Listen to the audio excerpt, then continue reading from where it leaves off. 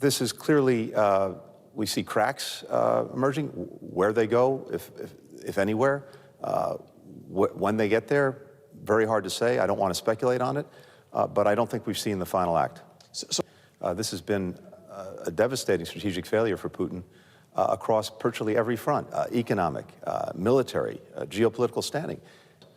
There is absolute unity, both of purpose and in action, in terms of supporting the Ukraine, making sure they have what they need to defend themselves. The Wagner Group incident you mentioned is Russia's internal affair. As a friendly neighbour and comprehensive strategic partner of coordination in the new era, China supports and believes that Russia can safeguard its national stability to achieve development and prosperity. China and Russia have maintained close and sound communication at all levels.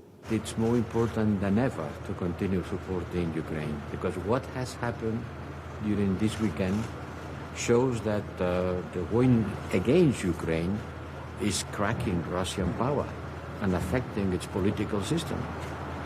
We are certainly following closely what's happening, but it's now the moment to continue supporting Ukraine more than ever, and that's what we will do.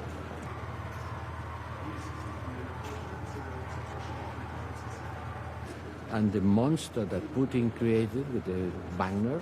In business, as regime changes, you have to be careful what you wish for, and I said the same thing before. I'm not in the business of regime change, but in the business of supporting Ukraine and its struggle for sovereignty and territorial integrity. There is a big difference between those two. Russia is the biggest, or one of the two biggest nuclear powers on the planet. We can't be indifferent to what is happening there, and that has to give us all pause for thought. But at the end of the day, you can always put it down to the fact that Vladimir Putin let the evil spirits out of the bottle, and now those evil spirits are chasing him.